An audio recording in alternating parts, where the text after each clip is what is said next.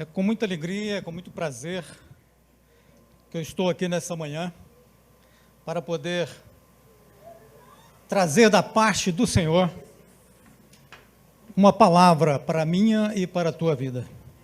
Eu quero primeiro agradecer a Deus pela oportunidade que Ele me concede de poder tomar esse púlpito nessa manhã. Eu confesso aos irmãos que não é a primeira vez que eu venho aqui, mas toda vez que eu sou convidado, dá aquele friozinho na barriga. Isso é temor ao Senhor.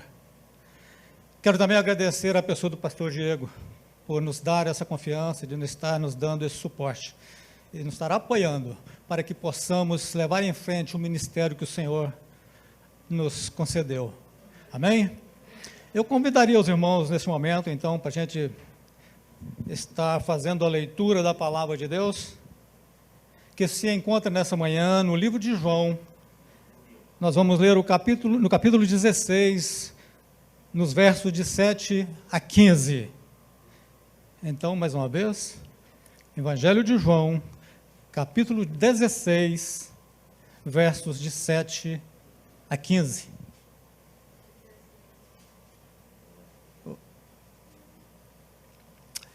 Lá está escrito assim: mas eu vos digo a verdade, convém que eu vá,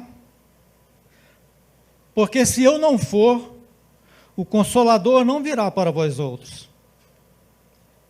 Se, porém, eu for, eu vou-lo enviarei. Quando ele vier, convencerá o mundo do pecado, da justiça e do juízo. Do pecado, porque não creram em mim.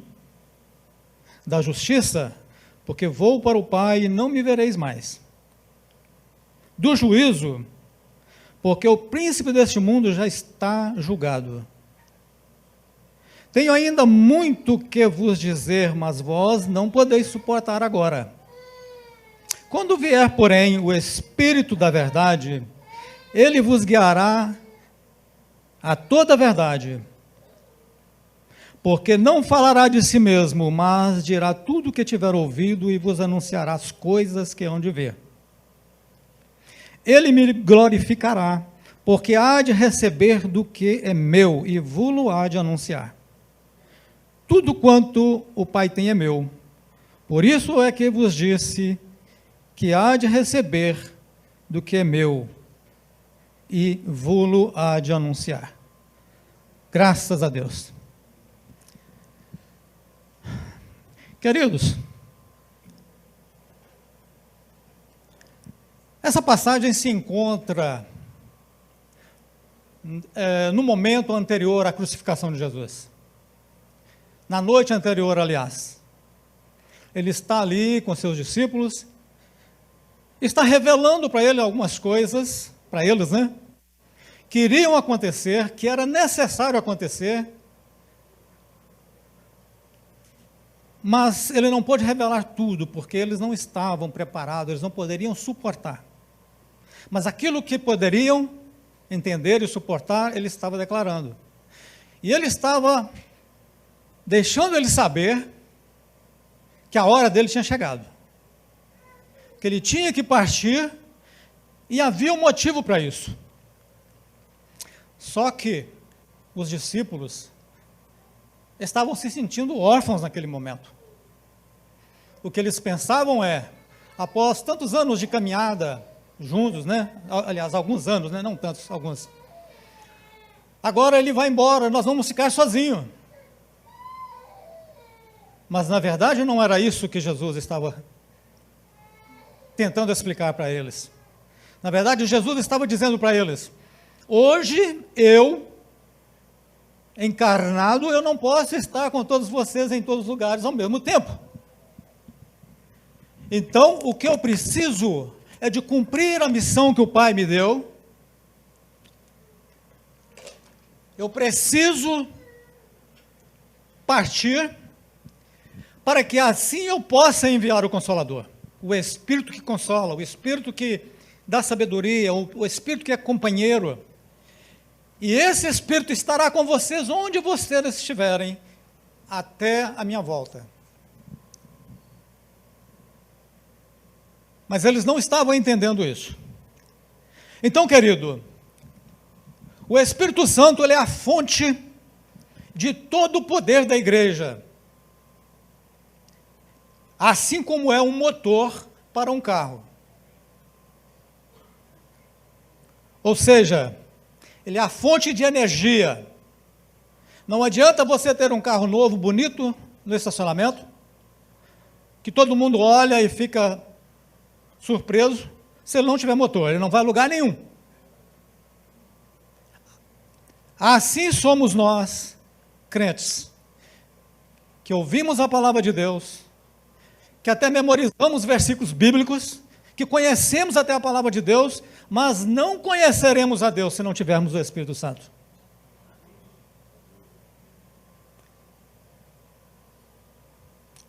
Sem a participação do Espírito Santo, é impossível que haja transformação interior.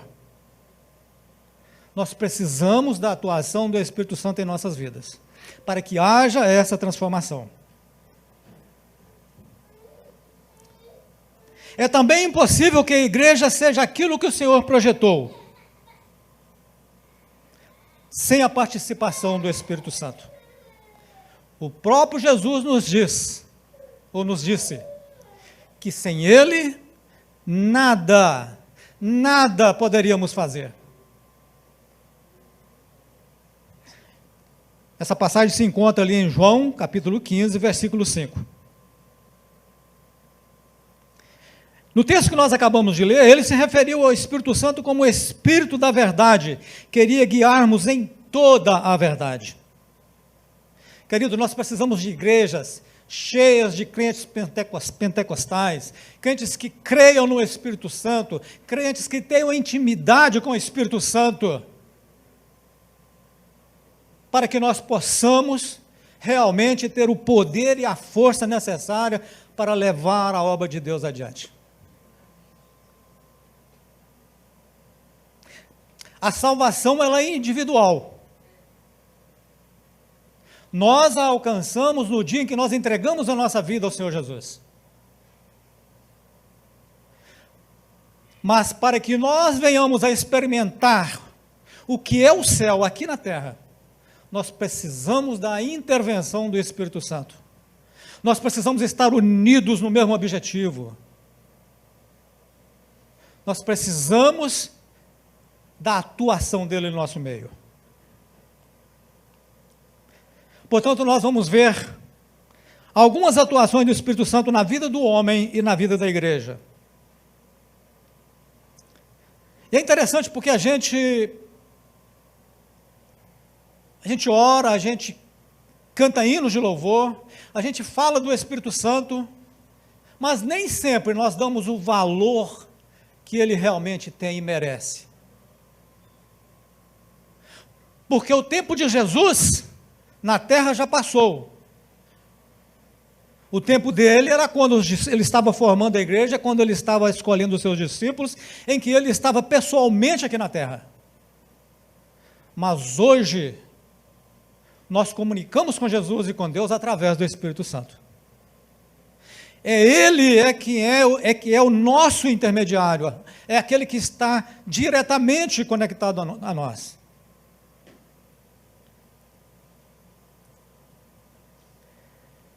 Então vamos ver alguns pontos. Primeiro, é o Espírito Santo que convence o homem do pecado, da justiça e do juízo. Então o trabalho do Espírito Santo ele começa muito antes de nós termos conhecido o Senhor Jesus. Muito antes de nós sermos alcançados. Muito antes de Deus ter nos tirado do lamaçal de pecado.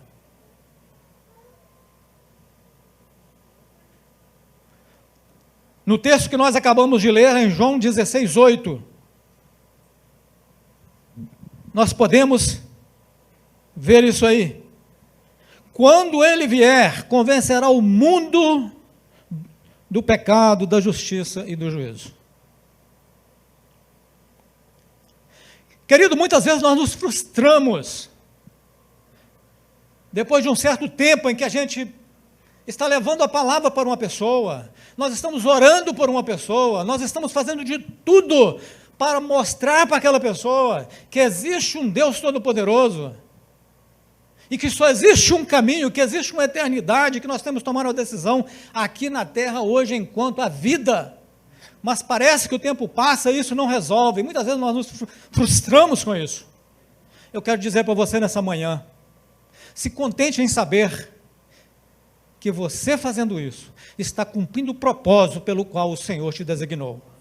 A resposta da tua oração, a resposta para aquelas pessoas, o seu filho, a sua filha, a sua esposa que não se converteu, o seu marido, cabe ao Espírito Santo fazer a obra, porque a obra é dele, não é nossa. Amém? Segunda ação do Espírito Santo, ele faz de nós a sua habitação. Olha só que coisa tremenda. A palavra de Deus diz que nós somos vasos de barro. Que valor tem o barro, gente? Que valor tem o barro?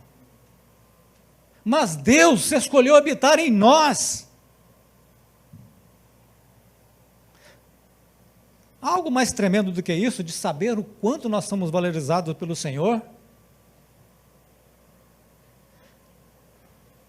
Saber que o próprio Deus hoje, Ele não está no nosso meio, Ele está em nós. Ele escolheu esse templo para habitar. Isso é tremendo.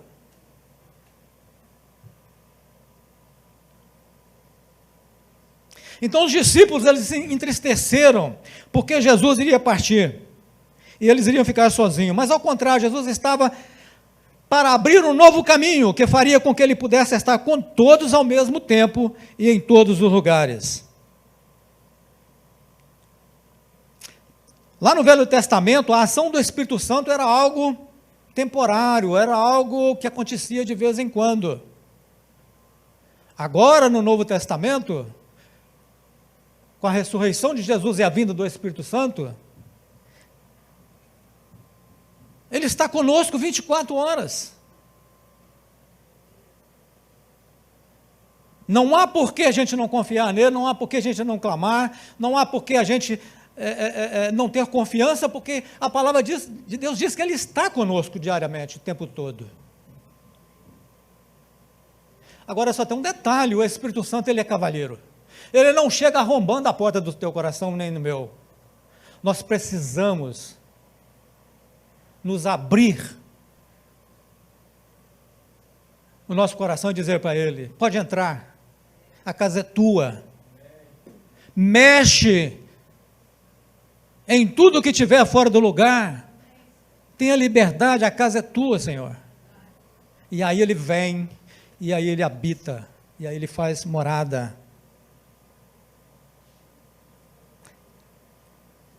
A palavra de Deus nos diz que somos o templo do Espírito Santo. Portanto, precisamos cuidar que o Espírito Santo se sinta confortável nessa casa. Querido, você tem cuidado do seu templo? Aliás, o templo do Espírito Santo, que é o seu corpo? Será que o Espírito Santo está se sentindo bem nessa casa? Ele tem liberdade para fazer o que ele quer? Quando nós chamamos alguém para vir à nossa casa, normalmente a gente gosta de chamar aquelas pessoas que têm intimidade conosco. E a gente deseja que aquela pessoa tenha liberdade. Será que o Espírito Santo tem liberdade na tua casa? Ele pode fazer o que ele quer? Ele pode entrar em todos os quartos da casa, em todos os cômodos? Ou será que você tem um fechado ali, selado, que ele não pode entrar? Talvez este cômodo selado que está fechado é aquele que você ainda não se abriu para compartilhar com o Espírito Santo coisas na tua vida que precisa ser mudada, que você não foi capaz e você não toma decisão. Então eu quero que você reflita, assim como eu estou refletindo nessa manhã, se existe alguma área na sua vida que o Espírito Santo não tem acesso, libera, entrega para Ele, para que Ele possa te transformar nessa manhã. Amém? Querido, o Espírito Santo ele é sensível. Sensível a ponto de que a Bíblia diz que ele se entristece.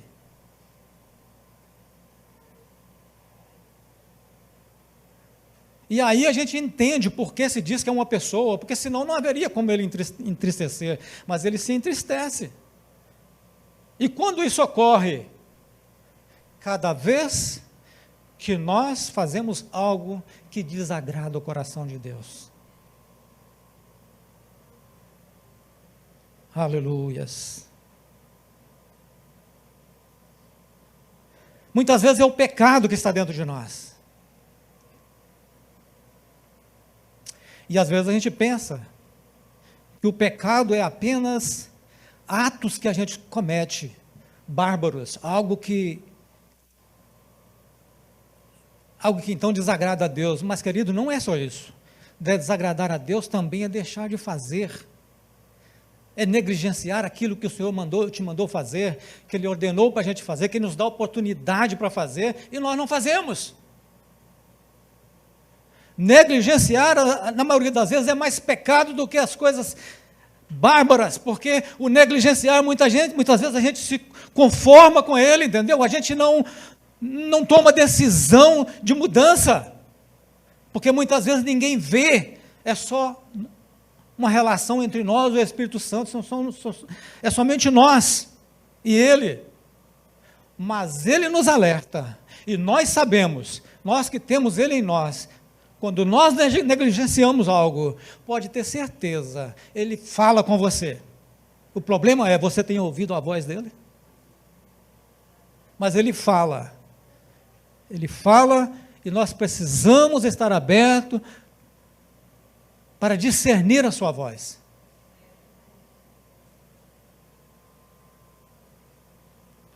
Terceira ação do Espírito Santo.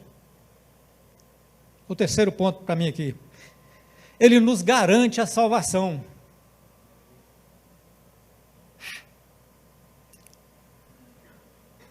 Está escrito assim: em quem também vós, depois de ouvirdes a palavra da verdade, o evangelho da vossa salvação, tendo nele também crido, fostes selados com o Espírito Santo da promessa, o qual é o penhor da nossa herança, até o resgate da sua propriedade em louvor da sua glória. Efésios 1, 13 a 14. Desculpa, eu tinha que ter pedido antes para colocar na tela. Se for possível, coloca para a gente aí. Efésios 1, 13 a 14. Então, queridos, o Espírito Santo, ele nos garante a salvação. Mais uma vez, em quem também vós, depois de que ouvistes a palavra da verdade, o evangelho da vossa salvação, tendo nele também crido, fostes selados com o Espírito Santo da promessa, o qual é o penhor da nossa herança, até ao resgate da sua propriedade em louvor da sua glória. Outro versículo, 2 Coríntios, capítulo 1, versículo de 21 e 22, diz assim: mas aquele que nos confirma convosco em Cristo e nos ungiu é Deus, que também nos selou e nos deu o penhor do Espírito em nosso coração.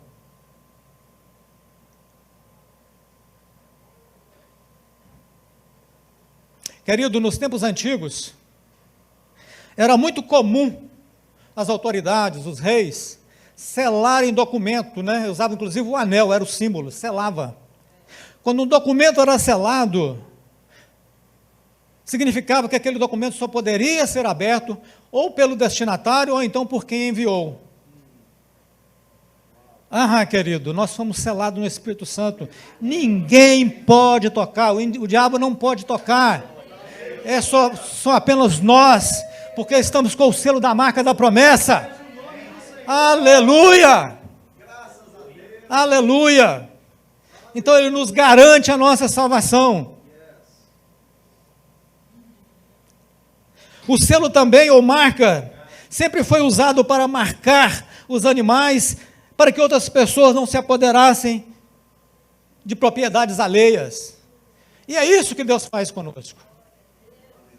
Não há inimigo no inferno que queira tocar em nós. Nós temos um dono, nós temos alguém que nos marcou, nós somos ovelhas do pastoreio do Senhor. Aleluias! Louvado seja o nome do Senhor nessa manhã.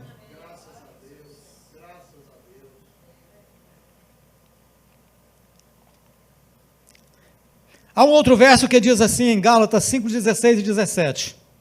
Gálatas 5:16 e 17. Digo, porém, andai no Espírito e jamais satisfarei a concupiscência da carne. Porque a carne milita contra o Espírito e o Espírito contra a carne. Porque são opostos entre si, para que não façais porventura que seja o vosso querer. Mais uma vez, esse versículo está dizendo para nós que o Espírito Santo nos garante a salvação, porque Ele é quem nos convence, Ele é quem nos lembra diariamente da palavra de Deus. E quando os maus pensamentos vêm, quando o pecado está batendo na nossa porta, é Ele que nos segura, é Ele que nos impede que prossigamos. E com isso nós garantimos a nossa salvação.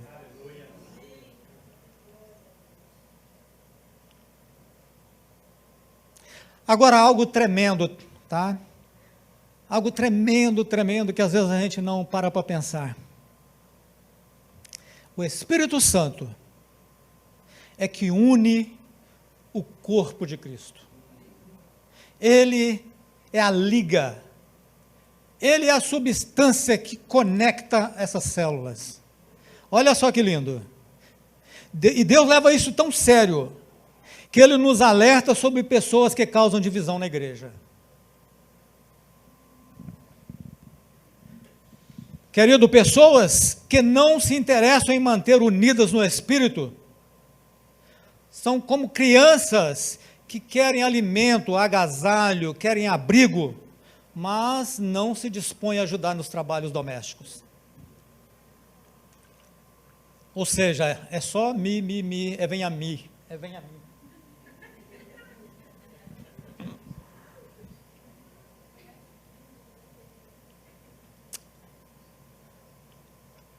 Os benefícios, eles vêm com responsabilidade coletiva. Então, querido, todos nós, individualmente, nós temos benefícios, mas existe uma responsabilidade coletiva entre nós. Nós precisamos, em conjunto, estarmos uns nos ajudando aos outros. Não é isso? A palavra unidade é diferente de igualdade. Nós somos todos diferentes no que se tange a nossa aparência, no que se tange a nossa intelectual, porque nós somos obra-prima de Deus, nós somos feitos cada um como obra específica, mas ao mesmo tempo, nós somos unidos em Cristo Jesus, quando nós buscamos servi-lo no mesmo Espírito, quando nós obedecemos às leis do Senhor. Amém?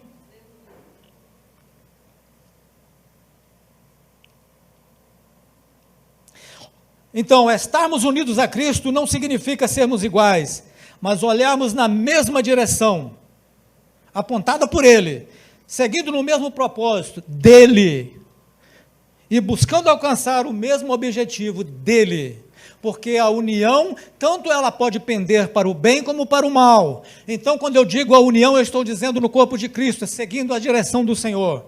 Amém? Essa é a verdadeira união, é aquela que faz com que a igreja cresça, de acordo, seguindo um propósito, a direção do Senhor. O apóstolo Paulo, ele usa o corpo humano para ilustrar a importância da unidade. Ele mostra que cada membro do corpo trabalha ou funciona em harmonia com os outros para alcançar o objetivo do corpo.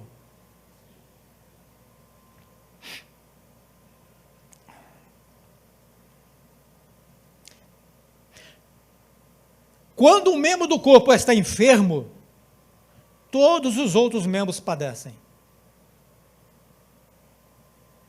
E já não pode fazer coisas simples do dia a dia, que era normal. Então, nós precisamos entender esse princípio e saber que uma parte do corpo que está enferma interfere em todas as outras, e por isso nós precisamos de cuidarmos uns dos outros. Nós precisamos de cuidar de nós mesmos, mas também em coletividade estarmos ajudando uns aos outros. Nós também podemos comparar essa unidade, imaginando ela como um grande quebra-cabeça, em que todas as peças são diferentes. E não tem, vamos dizer assim, você não identifica nada nela.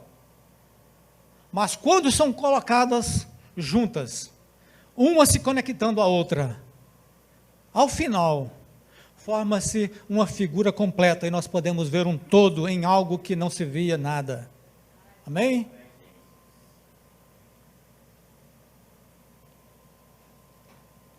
Assim somos nós no corpo de Cristo, unidos pelo Espírito Santo, fazendo com que a igreja alcance os propósitos para os quais ela foi criada. Muitas vezes temos dificuldade em mantermos unidos, talvez pela diferença cultural, diferença de classe social, diferença de maneira de pensar. Então, mesmo numa igreja com poucos membros como a nossa aqui hoje, se nós formos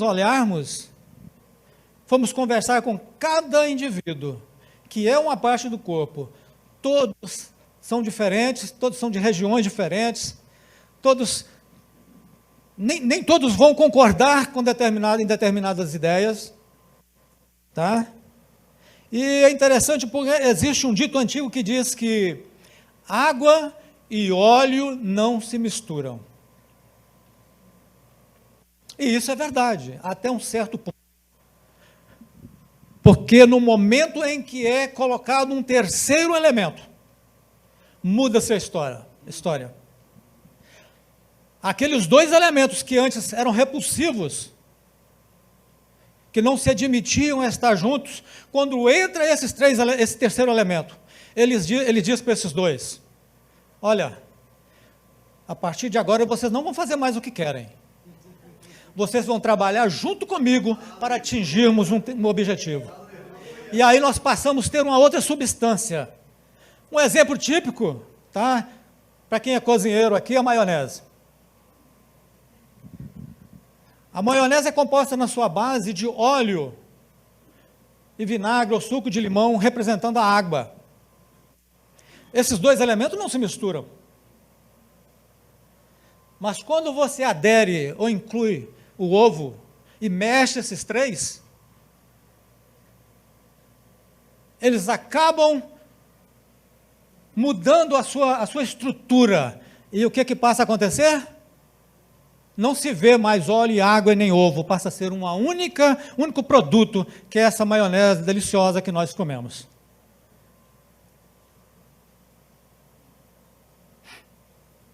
Queridos, o Espírito Santo é esse terceiro elemento na nossa vida. Já parou para pensar nisso? Ele é esse terceiro elemento. Ele faz toda a diferença, ele que faz a conexão. É ele que, tendo a liberdade no nosso meio, nos une e nos transforma, que dissipa nossas divergências e nos leva à unidade. Somente o Espírito Santo pode fazer com que pessoas de diferentes etnias, raça, cor, diferente classe social, diferente cultura, possam se unir no propósito de expandir o reino de Deus na terra. Isso é tremendo. Isso é tremendo. Você sai daqui, você vai para a Flórida, você sai daqui, vai para o Brasil, você sai daqui, você vai para a África. Quando você entra dentro do templo onde o nome de Deus está sendo louvado, exaltado, você se sente em casa, você é da família, você se une a essas pessoas. Mas como pode ser isso? A ação do Espírito Santo, não tem outra resposta. Aleluia.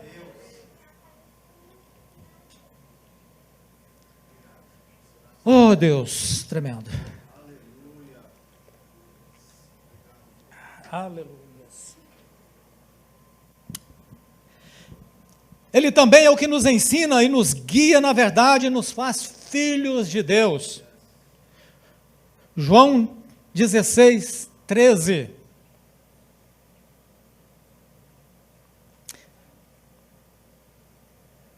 Esse é o texto que eu li no início. Mas nós podemos repetir lá: quando vier, porém, aquele, o Espírito da verdade vos guiará em toda a verdade, porque não falará de si mesmo, mas dirá o que tiver ouvido e vos anunciará as coisas vindouras. Queridos, apesar de ser uma pessoa diferente, o Espírito Santo, o Filho Jesus e o Pai é um. Então ele não ministra de si próprio, ele ministra o que o Pai, o que Jesus tem. Ou seja, eles estão em acordo. Então, é por isso que ele nos guia em toda a verdade. Porque ele não fala dele próprio, ele fala daquilo que o Pai tem para dizer para nós. Romanos 8, 14 a 16.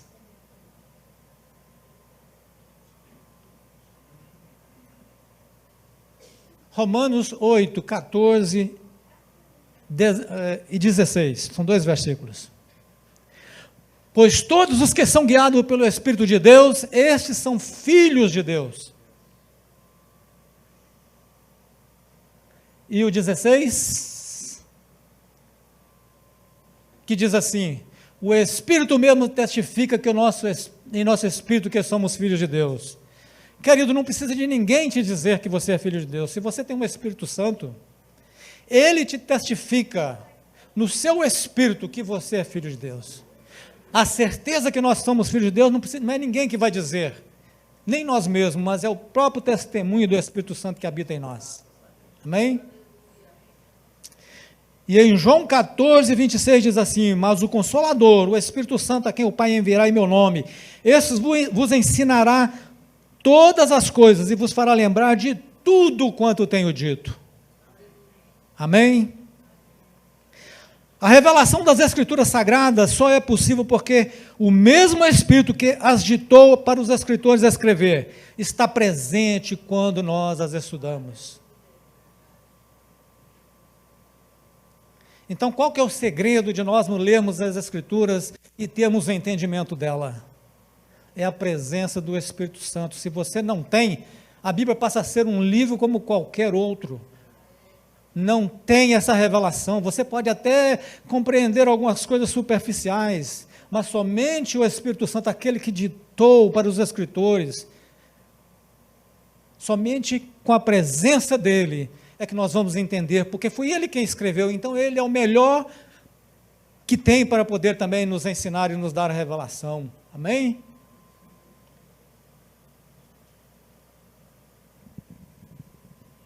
Aleluias. Louvado seja o nome do Senhor.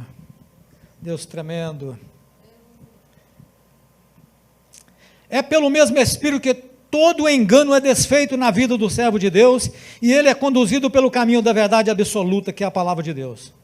Portanto, todos que buscam andar segundo a direção de Deus, se tornam filhos de Deus, e o próprio Espírito Santo testifica que assim somos.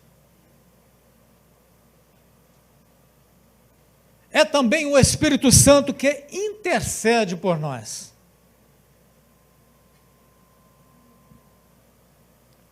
E o primeiro texto que nós lemos vamos ler é Romanos 8, 26 a 27.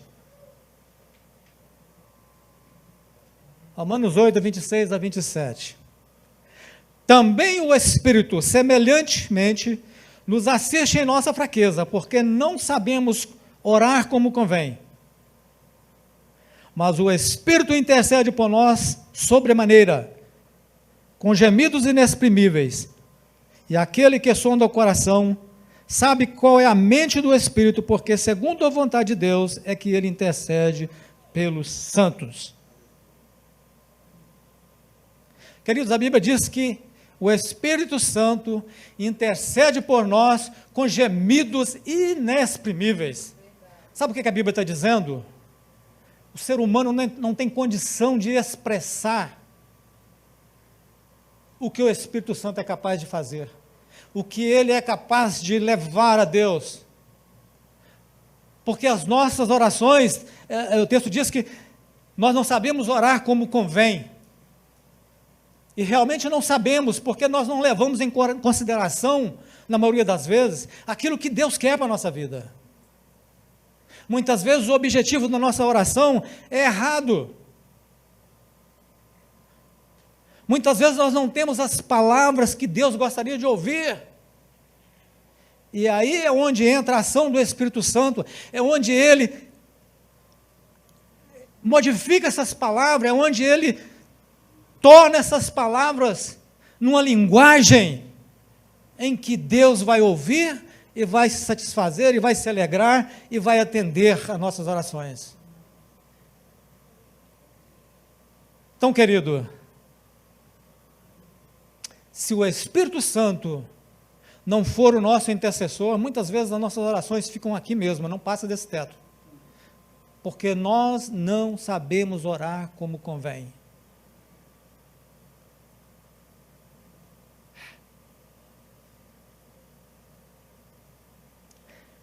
Ele nos consola e nos protege no perigo. João 14, verso 16. João 14, verso 16. E eu rogarei ao Pai, e Ele vos dará o Consolador, a fim de que esteja para sempre convosco. Queridos, há situações na nossa vida que nenhuma palavra pode nos confortar. Há momentos de decepção, há momentos de luta, há momentos de perca, como o nosso irmão acabou de receber a oração aqui, que não existe palavras que vai consolar o coração dele ou nosso. Mas enquanto nós não podemos fazer isso, nós temos a certeza que temos esse Espírito Santo que nos consola. E nós podemos testemunhar isso por causa da paz que Ele traz ao nosso coração nesses momentos. Amém? Há momentos em que nós estamos diante do perigo, diante de situações, de acidentes, por exemplo, que nós não temos tempo para fazer nada. Mas o Espírito Santo intervém. E quando a gente chega lá na frente, a gente vê que somente Ele pôde nos dar aquele livramento. Porque nós não tivemos tempo sequer para isso. Mas Ele está na frente, Ele está nos guardando, nos protegendo, todos os dias, 24/7, 24 horas por dia. Ele é o nosso amigo fiel, é nosso amigo, nosso companheiro, que não nos abandona em nenhum momento, seja na alegria, seja na tristeza, diante dos problemas, na bonança ou na falta de alguma coisa, Ele está conosco todos os dias. Amém?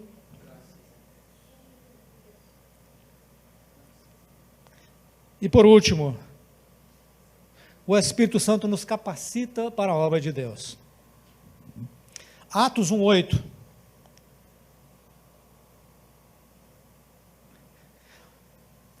Atos 1:8.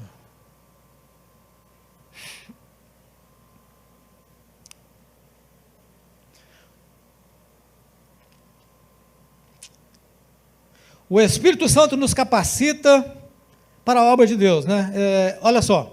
Mas recebereis poder ao descer sobre vós o Espírito Santo, e serei minhas testemunhas, tanto em Jerusalém, como em toda a Judéia, Samaria e até os confins da terra. Como o próprio Senhor nos disse, sem Ele nada podemos fazer.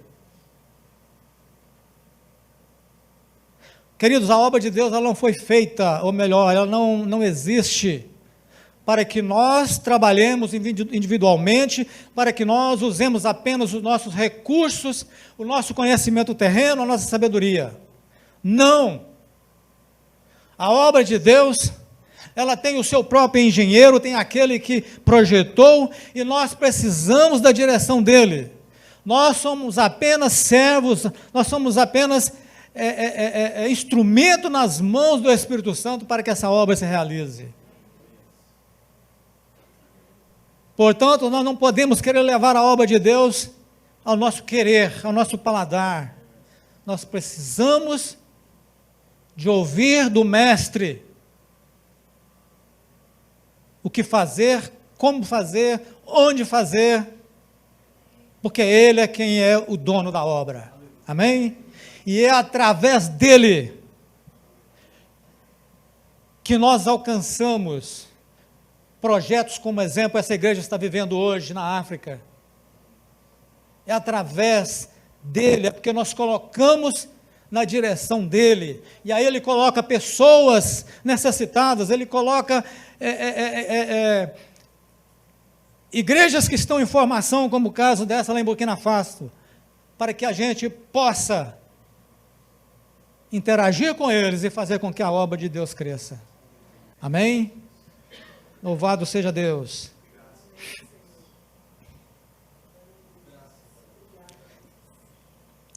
Queridos, e é preciso que haja união nessa história toda.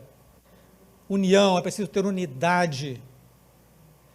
Nós vemos aí em Atos, ainda no início do livro de Atos, que a igreja do Senhor ela estava unida no partir do pão e nas orações. E especialmente depois que eles receberam a ordem do Senhor, não saia de Jerusalém até que o Consolador venha, até que o Espírito venha sobre vocês. E a Bíblia diz que eles estavam ali, permaneceram ali em unidade, estiveram ali aquele tempo todo focado, o mesmo pensamento, esperando o mover de Deus.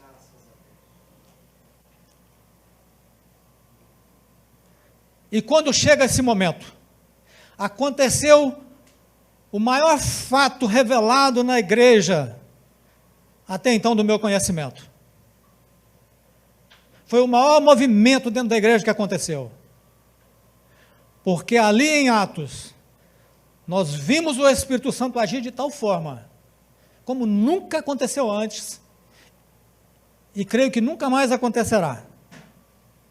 O mover foi grande, onde pessoas puderam, através do Espírito Santo, fazer grandes coisas. Coisas que pareciam simples, mas eram suficientes para que as pessoas que ainda não conheciam o Senhor, saber que é algo sobrenatural. Onde as pessoas puderam falar em outras línguas que eles nunca sequer tinham ouvido falar. Eles estavam ali e o Espírito Santo os capacitaram. E mais do que isso, uma salvação de vidas, de almas em massa, porque diz que lá 3.000 almas foram salvas em um único dia. Então é assim que Deus faz. É o Espírito Santo que nos capacita para a obra. Se nós estivermos direcionados pelo Espírito, por mais humilde, por mais simples que você seja, por menos cultura que você tenha, você está apto a fazer uma grande obra, porque é Ele quem nos capacita. Amém? Vamos ficar de pé, queridos, eu vou concluir essa palavra. Agradeço a Deus, porque como é Ele quem capacita, Ele que está nos capacitando nessa manhã, para poder a gente não apenas ouvir essa palavra, e deixar que ela entre no ouvido e saia no outro, mas que nós possamos, em nome de Jesus, fazer com que ela seja o elemento transformador na nossa vida. Porque, como eu disse no início, ler a palavra, meditar alguns versículos, qualquer um pode fazer. Mas sem a revelação do Espírito Santo, nós não somos transformados. E essa transformação, ela vem de dentro para fora. Ela precisa começar no interior do nosso coração. É preciso que a gente abra o nosso coração para o Espírito Santo agir e dar liberdade. Amém? Portanto, queridos, todo o poder e autoridade já nos foi dado. A fonte deste poder e autoridade é o Espírito Santo enviado por Jesus. Nele podemos todas as coisas. É Ele o nosso grande amigo, companheiro fiel, em quem podemos confiar. Se cremos na palavra e temos Jesus como nosso Salvador, Ele habita em nós. Precisamos ter intimidade com Ele para que não aconteça que Ele nos deixe. Precisamos cuidar do seu templo, que é o nosso corpo, lutando diariamente contra o pecado, para que possamos lhe dar a honra que lhe é devida. Só assim estaremos aptos a contribuir para a expansão da Igreja do Senhor Jesus Cristo na terra. Aleluias! Louvado seja o Senhor. E com isso, eu encerro a minha palavra nessa manhã. Que Deus vos abençoe. Que essa palavra ela possa borbulhar no seu coração. E que você possa sair daqui nessa manhã transformado. Transformado por essa palavra que nos revela a ação do Espírito Santo em nós. Que somente Ele conhece o nosso interior, conhece a nossa mente. E agora é entre você e Ele.